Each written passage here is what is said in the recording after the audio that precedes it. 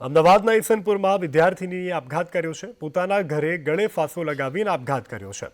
ધોરણ 12 કોમર્સની વિદ્યાર્થીનીનો આપઘાત। દિવાન બલ્લુભાઈ સ્કૂલમાં અભ્યાસ કરતી હતી વિદ્યાર્થીની। ઈસનપુર પોલીસે વધુ તપાસ હાથ ધરી છે। ધોરણ 12ની વિદ્યાર્થીનીએ મોતને વાલું કર્યું છે। 12 કોમર્સમાં અભ્યાસ કરતી હતી આ વિદ્યાર્થીની। દિવાન બલ્લુભાઈ સ્કૂલમાં અભ્યાસ કરતી વિદ્યાર્થીનીએ જીવન ટૂંકાવ્યું છે। પોતાના ઘરે ગળે ફાંસો ખાઈ જીવન ટૂંકાવ્યું છે। પ્રિયા શાહ નામની વિદ્યાર્થીનીએ આપઘાત કર્યો છે। ઈસનપુર પોલીસે આપઘાતને લઈ અને વધુ તપાસ હાથ ધરી છે।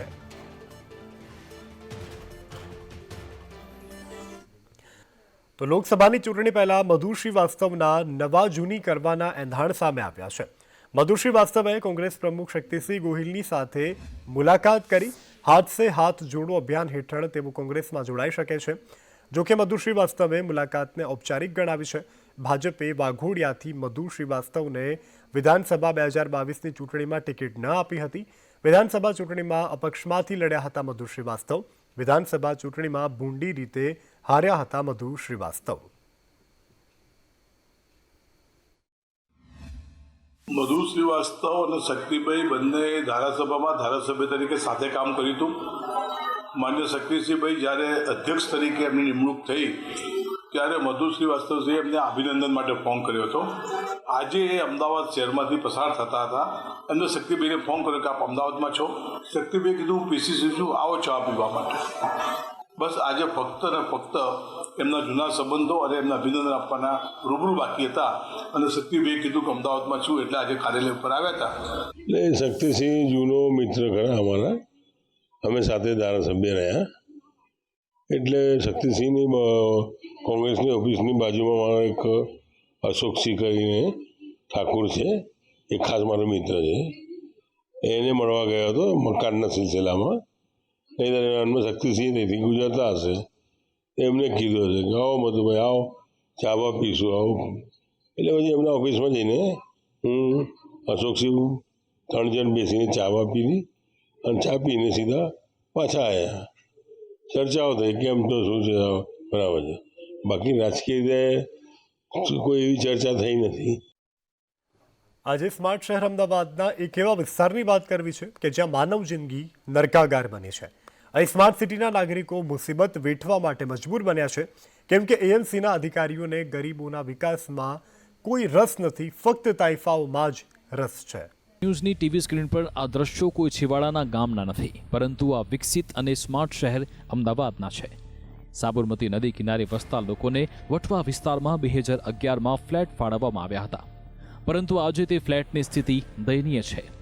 માત્ર 11 વર્ષના સમયગાળામાં અહીંયાના લોકોની જિંદગી નરક બની ગઈ છે। અમે એમના 13 વર્ષ જેવું થઈ ગયું અહીંયા। હવે અહીંયા તકલીફ તો ગટરો બધી ઉભરાયેલી છે અને કચરાના ઢગલા ગટરોના ડાખણા તૂટેલા છે, મેનોલાના ડાખણા તૂટેલા છે। કોઈ અરજીઓ આપતા ઉપરાસાપરી અરજીઓ આપતા બી કોઈ તંત્ર સાંભળતું નથી, બરાબર। અને અમે લોકો વિડીયોવાળાને બોલાવીને અમે લોકો ત્યાં કોર્પોરેશનમાં મેયરને અને કમિશનરને બધાને અરજીઓ કરી, કોઈ ત્યાં ધ્યાન આપતું નથી, બરાબર। પીવાના પાણીની બી બહુ સંભાવના છે, પીવાનું પાણી પીવા માટે અમે બહાર જવું પડશે, બરાબર। અને કોઈ અહીંયા જોવા નથી માનતું ને કે ગટરો ગંદકી અને રોગચાળો એટલો ફેલ્યો છે કે પૂછો મત, ઘરે ઘરે બીમારીમાં માણસો બીમાર પડેલા છે। આ પાણી જાજરૂમાંથી પીવાનું પાણી મેં નીકળે, ગંદવેડો આ જીવડા નીકળે, મેં રહી જ નહીં શકતા, બીમાર પડ્યું। આ ઘર બીમાર પડી ગયું મારું। આ ટટ્ટી પાણી નીકળે છે, ગટર ભરાય છે ગટર મારે હા કીડા નીકળે છે બાજુમાં, અમે રહી નહીં શકતા, આ ઘર બીમાર પડી ગયું મારું। આવાસોની સાથે બાળકો માટે આંગણવાડી અને પ્રાથમિક સારવાર માટે દવાખાનું પણ બનાવ્યું હતું, પરંતુ તે આજે શોભાના ગાંઠિયા સમાન છે, કેમ કે તંત્ર દ્વારા દવાખાનું તો બનાવાયું, પરંતુ શરૂ કરવાનું અધિકારીઓ ભૂલી ગયા, જેથી દવાખાનાનો ઉપયોગ શૌચાલય તરીકે થઈ રહ્યો છે। કહેવામાં આવે છે કે ગુજરાતનું આરોગ્ય મોડલ વિશ્વભરની અંદર ફેમસ છે અને તેની ચર્ચાઓ પણ વિશ્વભરમાં થાય છે।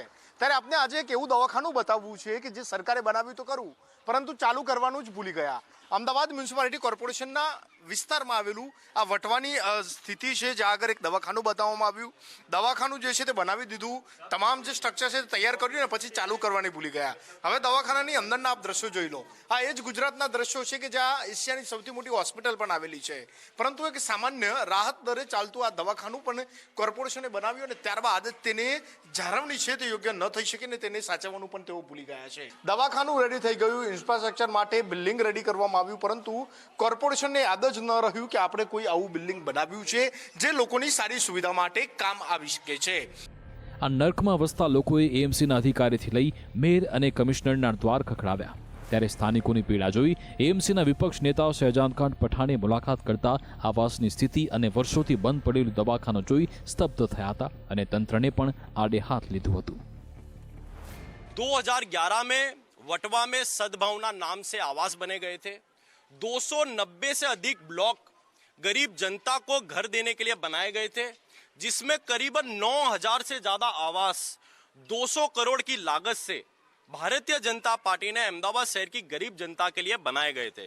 लेकिन कमनसीबी की बात तो ये है और शर्म की बात तो ये है कि ये भारतीय जनता पार्टी के पदाधिकारी और अहमदाबाद म्युनिसिपल कॉरपोरेशन के अधिकारी गरीब जनता के आवास को भी भ्रष्टाचार के रूप में ले गए. जो जनता जो सड़कों पर रहती थी उनको पक्का मकान दिए जाने की बात थी, लेकिन उनका हक भी छीन कर खाने के लिए कॉन्ट्रैक्टरों के साथ मिली भगत कर करोड़ों रुपए का भ्रष्टाचार किया. અમદાવાદ કોર્પોરેશન દ્વારા સફાઈના નામે મોટી મોટી ખાલી વાતો જ કરાય છે, પરંતુ હકીકત કંઈક અલગ છે. વટવાના સદભાવના નગરમાં અંદાજિત 9000થી વધુ મકાન આવેલા છે, જેમાં 10000થી પણ વધારે લોકો રહે છે, પરંતુ ગંદકીના સામ્રાજ્યથી ત્રાહિમામ લોકોએ રોષ વ્યક્ત કર્યો.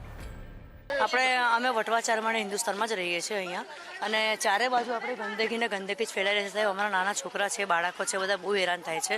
બધી જગ્યાએ ગટરનું પાણી અને પ્લસ પાણી જે ટાંકીનું છે એ પાણી બી ભરાવે છે. અહીંયા વોટ લેવા માટે સરકાર આવી જાય છે, પણ તંત્ર તમે જુઓ કેવું બગડેલું છે. ઠારતા તમને મચ્છર અને પાણી એ બધું જ મળે છે, બીજું કંઈ છે નહીં. સદભાવના હિન્દુસ્તાનમાં રહું છું અને તે અહીંયા કોઈ સાફ કરવા ગટર કે કોઈ કશું કરવા આવતા નથી. હું અરજીઓ પર અરજીઓ આપીને આવી છું. મેં ઓફિસના વિડીયો બી ઉતાર્યા છે. વિડીયોમાં બી ઓફિસમાં કોઈ સાહેબ અમને મળતા નથી. અમે કહીએ છીએ તો કે હા આવીએ છીએ એમ કરીને જતા રહીશ. અને પેલા સાહેબ તો ના જ પાડે કે સુપર જેટિંગ મશીન નહીં આવે કે કશું નહીં આવે, હાથથી કરવું હોય તો કરી નાખે. અમદાવાદ એએમસીના વિકાસના મોટા દાવા વચ્ચે વાસ્તવિકતા કંઈક અલગ જ છે, જેથી આ વિસ્તારના લોકો ગંદકી વચ્ચે રહેવા મજબૂર બન્યા છે. અમદાવાદ મ્યુનિસિપાલિટી કોર્પોરેશન સ્માર્ટ શહેરની વાતો કરે છે, વિકાસશીલ શહેરની વાતો કરે છે, પરંતુ વાસ્તવિકતા જુદી છે. આજે હું આપને દ્રશ્યો બતાવીશ અમદાવાદના છે કે જ્યાં વટવા વિસ્તારના છે. આપને પણ થતું હશે કે વારી ઘડીએ હું મારા મોઢા ઉપર રૂમાલ લાવી રહ્યો છું, પરંતુ વાસ્તવિક જે સ્થિતિ છે તે કંઈક જુદી બતાવી રહ્યું છે, કેમ કે અસહ્ય ગંદકીની અંદર અમદાવાદીઓ રહેવા માટે મજબૂર બની રહ્યા છે. જો બોલવા જઈએ તો શ્વાસ લેવામાં પણ તકલીફ પડે છે તેવી સ્થિતિ અહીંની થઈ છે. અને વારંવાર જો મોઢા ઉપર માસ્ક કે રૂમાલ ના હોય તો અહીંયા 1 મિનિટ સુધી રહેવું પણ મુશ્કેલ પડે તેવી સ્થિતિ છે. ત્યારે કોર્પોરેશન તંત્ર ક્યારે જાગશે અને ક્યારે આ લોકોને નરકાગાર જિંદગીમાંથી બહાર લાવશે તે હવે જોવું રહ્યું. કેમેરામેન ઉપેન્દ્ર ત્રિવેદી સાથે નિકુલ પટેલ, સંદેશ ન્યૂઝ, અમદાવાદ.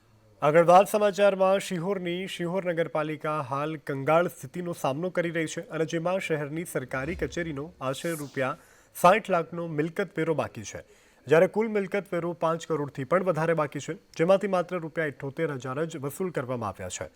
પાલિકાના વહીવટી અણઆવડતને કારણે કે કર્મચારીઓના પગાર પણ છેલ્લા 3 માસથી બાકી છે. કંગાળ નગરપાલિકા વેરો વસૂલાત કરવાની તસ્દી ન લેતા તેની સીધી અસર મજૂર વર્ગના કામદારોના પગારની મુશ્કેલી સર્જી રહી છે.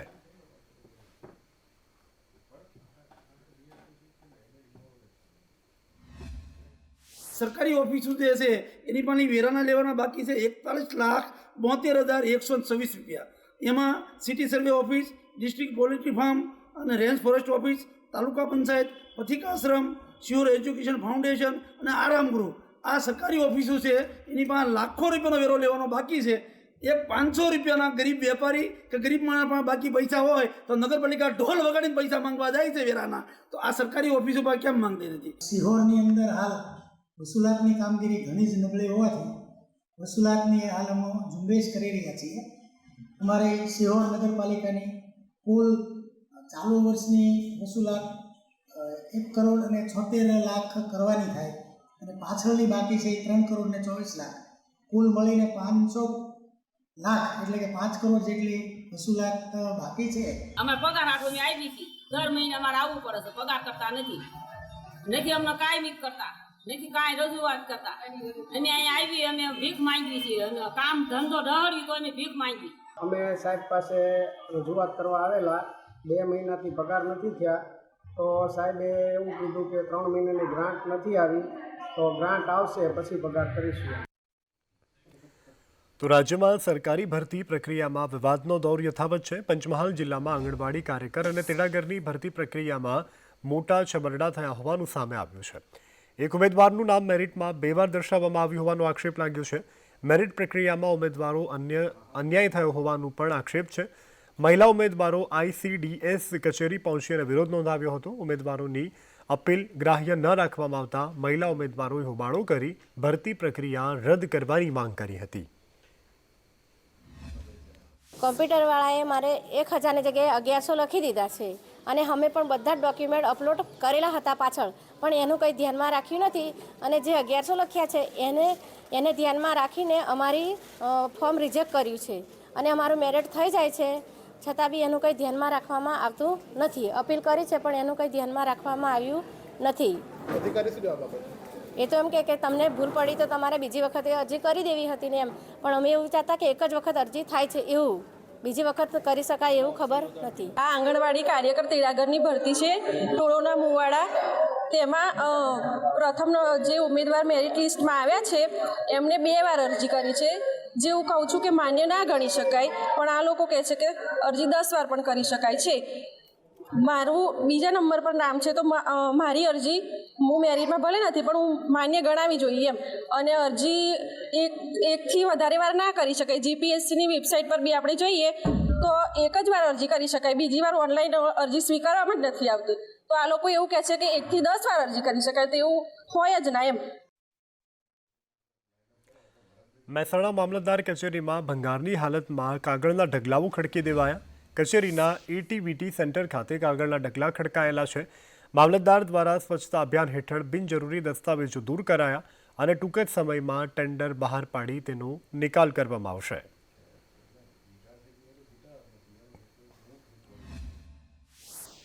યસ, એ સ્વચ્છતાના ભાગરૂપે આપણે રેકર્ડ વર્ગીકરણના ભાગરૂપે આપણે એને સાઈડમાં અલગથી તારવેલા છે, જેનો નાશ કરવા પાત્ર થાય છે. ટેન્ડરની પ્રક્રિયા હાલ ચાલુમાં છે, એટલે જે ટેન્ડરની પ્રક્રિયા નક્કી થશે 1-2 દિવસની અંદર, ત્યારબાદ એનો રેકર્ડના વર્ગીકરણના ભાગરૂપે એનો નાશ કરવા પાત્ર થાય છે. એટલે એ રેકર્ડનો નાશ કરવા માટે એ અલગથી તારવેલા રેકર્ડ હોય એટલે એને સાઈડમાં મૂકેલા છે. નહીં, એ અમારા એટલા માટે જ અમે હોમગાર્ડ્સ અને સ્ટાફના નિગરાની હેઠળ એ ડોક્યુમેન્ટ્સ મૂકેલા. ઊંઝા માર્કેટ યાર્ડમાં વરિયાળીના ભાવમાં ઘટાડો નોંધાયો છે. માર્કેટ યાર્ડમાં માર્ચ મહિના પછી વરિયાળીના ભાવમાં વધારો થયો અને માર્ચમાં 20 કિલો વરિયાળીનો ભાવ 5,000થી લઈ 5500 સુધી પહોંચ્યો હતો, જે ભાવ હવે ઘટી અને 1,700થી 2,000 રૂપિયા બોલાઈ રહ્યો છે. અને નવી વરિયાળીની આવક શરૂ થતાં ભાવમાં ઘટાડો થશે તેવું અનુમાન વેપારીઓ દ્વારા લગાવવામાં આવી રહ્યું છે.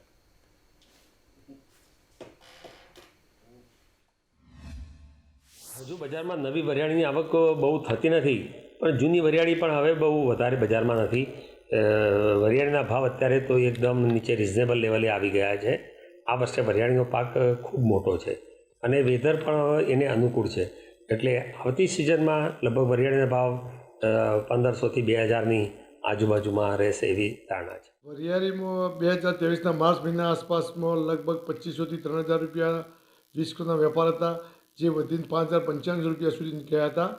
અને બજાર ઘટીને અત્યારે લગભગ 1,700થી 1,800 રૂપિયા 20 કિલોનો ભાવ ચાલી રહ્યા છે. કચ્છની ગાંધીધામ પાલિકાનો વહીવટ ખાડે જતા વહીવટ ચલાવવાના રાજ્ય સરકાર પાસે લોન માંગવામાં આવી છે. પાલિકા 38 કરોડના ખૂટમાં ચાલતા શહેરમાં વિકાસના કામો માટે મુખ્યમંત્રી પાસે 30 કરોડની લોન માટે અરજી કરાઈ છે. શહેરમાં આગામી દિવસોમાં પ્રાથમિક સુવિધાને અસર થવાની શક્યતાઓને લઈ પાલિકાના સત્તાધીશોની સામે વિપક્ષે પણ સવાલો ઊભા કર્યા છે.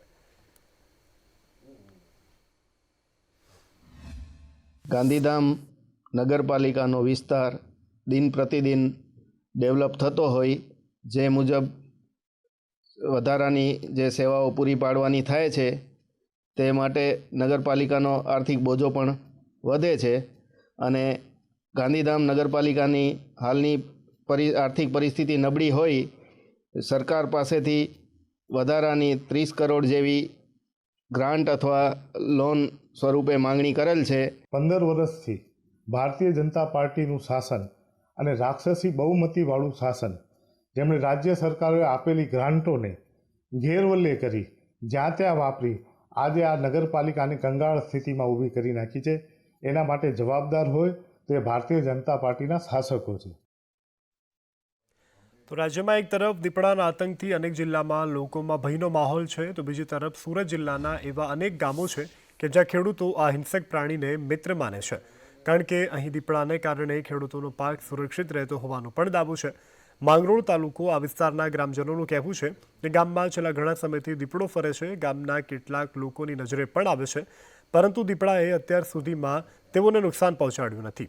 દીપડો ગામ માટે ફાયદાકારક સાબિત થયું છે. છેલ્લા ઘણા સમયથી માંગરોળ તાલુકાના ગામોમાં ભૂંડનો ત્રાસ ખૂબ વધી ગયો. ખેતરમાં ભૂંડ જેવા જાનવરો ખેડૂતોની શેરડી, કેળા જેવા પાકોને મોટા પ્રમાણમાં નુકસાન પહોંચાડતા હતા, જેથી ખેડૂતો ભૂંડના ત્રાસથી ત્રાહિમામ પોકારી ઉઠ્યા.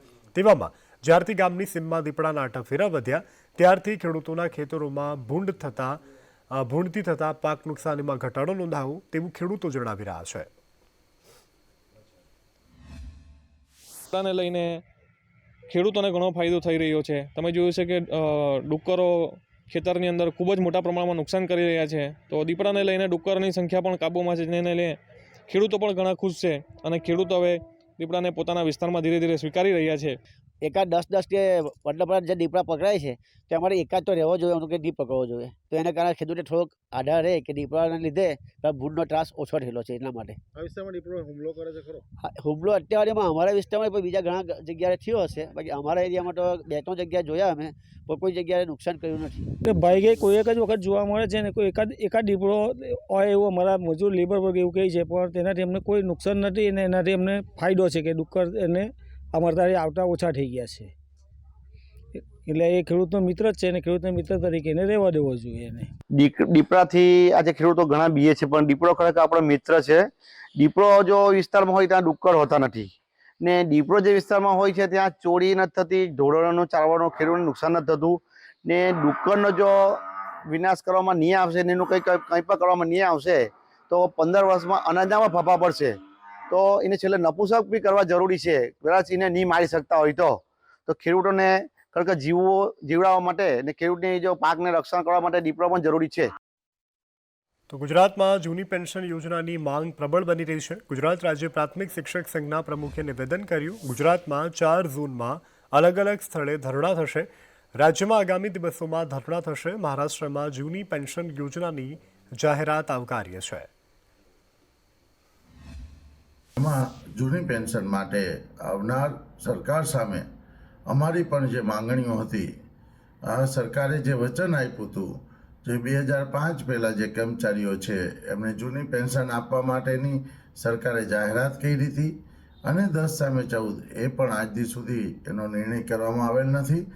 અને 5 પછીના કર્મચારી સમગ્ર દેશમાં આ જૂની પેન્શન લાગુ કરવામાં આવે એના માટે સમગ્ર દેશમાં 8 થી 11 એ ધરણાના કાર્યક્રમ છે. એના સમર્થનમાં અમે પણ ગુજરાતમાં અલગ અલગ 4 ઝોનમાં આ ધરણાનો કાર્યક્રમ આપવાના છે. તો પાટણના રાધનપુર તાલુકાની પ્રેમનગર પ્રાથમિક શાળાને તાળાબંધીનો મામલો યથાવત છે. પ્રેમનગર પ્રાથમિક શાળામાં 3જા દિવસે પણ વાલીઓ પોતાની માગ પર અડગ છે. 3જા દિવસે પણ ગ્રામજનોએ શાળામાં તાળાબંધી યથાવત રાખી. વાલી દ્વારા નારા લગાવવામાં આવ્યા. જ્યાં સુધી પ્રેમનગર પ્રાથમિક શાળાના મહિલા આચાર્યની બદલી તેમજ નવીન ઓરડા સહિતની માગ પૂર્ણ ન થાય ત્યાં સુધી પોતાની માગ સાથે તાળાબંધી યથાવત રાખી વાલીઓ નારાબાજીની સાથે વિરોધ કરે છે. તાળાબંધી અને વિરોધ છતાં પણ વહીવટીતંત્ર યોગ્ય નિવારણ નથી લાવી રહ્યું.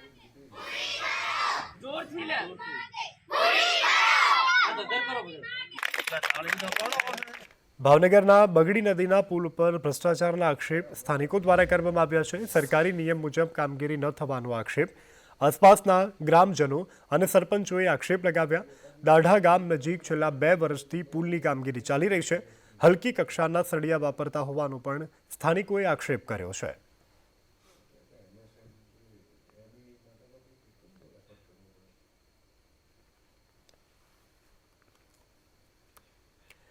ક્રેડાઈ અમદાવાદ દ્વારા આજથી 8 જાન્યુઆરી દરમિયાન 18માં ઘી હેડ પ્રોપર્ટી કાર્યક્રમનું આયોજન કરવામાં આવ્યું છે. ગણેશ ગ્રાઉન્ડ્સ એસજી હાઈવે ખાતે કરવામાં આવ્યું છે.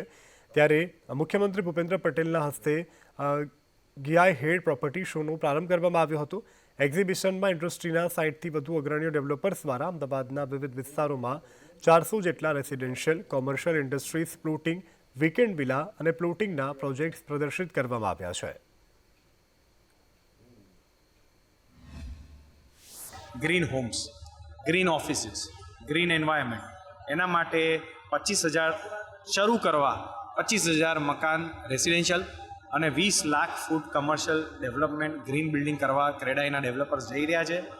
અને એ આપણું કાર્બન ફૂટપ્રિન્ટ ઓછું કરે છે અને એ એન્વાયરમેન્ટમાં દરેક સિટીઝનને જિંદગીભર સસ્ટેનેબલ બિલ્ડિંગ્સ, કામ અને એન્વાયરમેન્ટ સુધારવા માટે હેલ્પ કરે છે.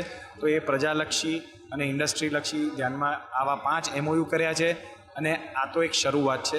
આવતા દિવસોમાં આનાથી ઘણા બધા પ્રયાસો અને મોટા સ્કેલ પર ક્રેડાઈના મેમ્બર્સ લઈ જવાના છે. આજે સરકારને પ્રસ્તાવ કર્યો કે FSI છે એની જગ્યાએ રેરા જ કરી નાખો તો બધા મોડ ઓફ મેઝરમેન્ટ સેમ થઈ જાય. બિકોઝ સુપર બિલ્ટઅપ અને FSIની જગ્યાએ જો એક જ એરિયા હોય, રેરા એરિયા, જેનું કોમ્બિનેશન રેરા કાર્પેટ, બાલ્કની અને વોશ જો એક થઈ જાય તો બધા જ જે ડોક્યુમેન્ટ છે એના વર્કિંગ અલગ અલગ કરવા પડે છે એ સેમ થઈ જાય. એટલે એક જ રેરા એરિયા અને બિલ્ટઅપ એરિયા જે બાંધો છો અને જે તમને મળે છે એ બે જ રહે. એટલે બાકી FSI અને સુપર બિલ્ટઅપ એરિયા બંને નીકળી જશે તો ડોક્યુમેન્ટ ક્લેરિટી આવશે અને દરેક જગ્યા પર એની ઇઝ ઓફ ડુઈંગ બિઝનેસ કે ઇઝ ઓફ ડુઈંગ ડીલ્સ એ બંનેમાં ફાયદો થશે. તાનવી નિર્માણ એકચ્યુઅલી અમદાવાદમાં અમારા છેલ્લા 12 વર્ષથી બહુ સારી રીતે અમે ગ્રો કરી રહ્યા છે. યુઝ્યુઅલી અમે એવો ટ્રાય કરીએ છીએ કે લોકો માટે સારામાં સારા ઘર અને વ્યાજબી કિંમતે મળી રહે એ માટે કરીએ. એટલે અમે હાઈ એન્ડ એપાર્ટમેન્ટ જે ઇસ્કોન આમલી રોડ પર છે ત્યાં પણ અમારી પ્રેઝન્સ હતી.